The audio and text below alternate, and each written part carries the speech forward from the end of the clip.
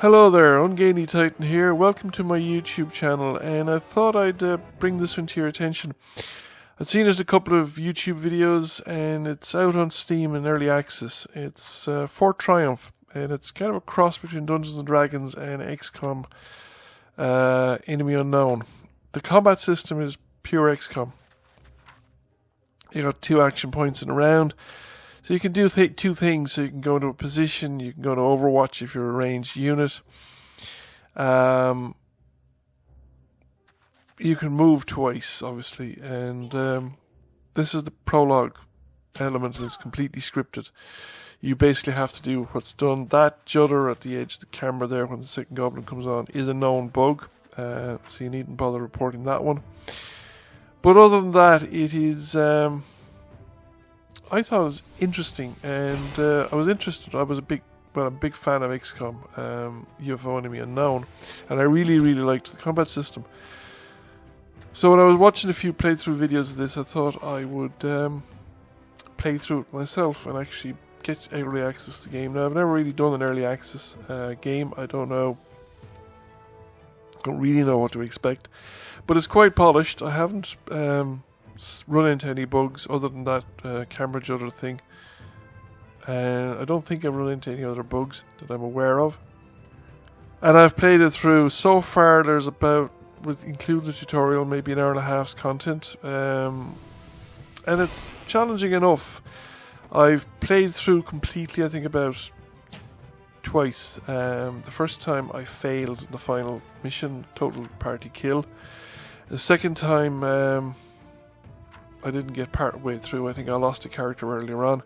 So the fights can be challenging, and it's quite easy to mess up. And it's a bit of a death spiral, I think, in the sense that you've only got 4 team members when you're maxed out into the regular campaign mode.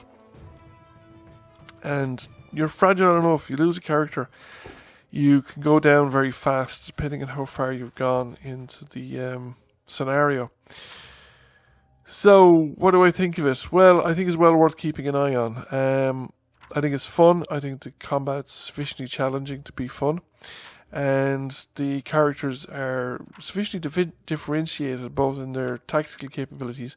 But I also like this little dialogue as the scene changes that kicks off. Now, I would say that the dialogues would be a lot better if they were actually voice acted. But, of course, it's an early access game. It's just barely out of alpha. Into the early access stage, which is effectively beta mode in the old days. So that means that they probably don't have the budget, and I presume it's an indie game development or whatever, so they don't probably have the budget for voice acting. The other complaint I would have is that I think the battlefields are a bit narrow. Now, they're not the same every time you play through it, aside from this prologue bit, which is identical each time you play through it, and mostly scripted. Right up to the end of it, the other combats are pretty much up to yourself, and how exactly you deploy your units and how you try and win the combat. So the thing I would say is the battlefields are a little bit narrow in my opinion.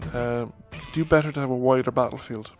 They do have interactive replaceables, so you can do stuff like kicking boxes and knocking over trees and pillars and things like that on top of the enemy, which I don't remember having in XCOM. It was purely down to the firepower of the individual units. They also have, and I think everything seems to be placeable, so the buildings and all, if you click in them, they all come up with a red outline, and they have hit point markers and stuff like that, so it's possible, I suppose, if you're careless with fireballs, to burn down an entire village that you're supposed to be saving. The power-ups, the level up, and the power-ups the characters get as they level up are not the same each playthrough, at least as far as I can see. You don't get the same choices every time, but there are a limited number of choices, so if you play through it a couple of times, you will work through all the possible permutations for each character. It does have replayability though, because the tactical situation won't be the same. Again, I don't know how much variation is in it. I haven't played it through enough times. And I also don't know, well, I presume in the longer run you'll probably be able to recruit more characters, but I think at the moment there's only the 4 and there's only the 1 chapter. So that's it. It's about an hour and a half gameplay, but it's quite amusing. And you will have fun, you won't feel the time passing. And you probably have more than an hour and a half, because the chances of getting through without taking casualties are not great. I mean, depends on how good you are at tactical combat. Some people will obviously be better than I am and may be able to get through this thing with no trouble at all. Other people may have more difficulty. Your mileage will vary. But it's fun. It's well worth keeping an eye out for. There will undoubtedly be more content for it over time, and once they have a couple of chapters under their belt, it could very well be worth investing in. So definitely would keep an eye on it. I'm going to play through the whole scenario and put it up online as a thing, because it breaks up into nice even chunks that I could quite easily show. So I probably will show you the complete storyline as it's currently developed, and I will look forward to, shall we say, hearing from you about it. That's pretty much all I've got to say about it. So thank you for watching. I hope you found the video interesting, and if you did, please give it a like. If you've not already done so, please give the channel a subscription and press the notify button so that you'll be updated of future videos. Bye for now, and I'll catch you all again soon.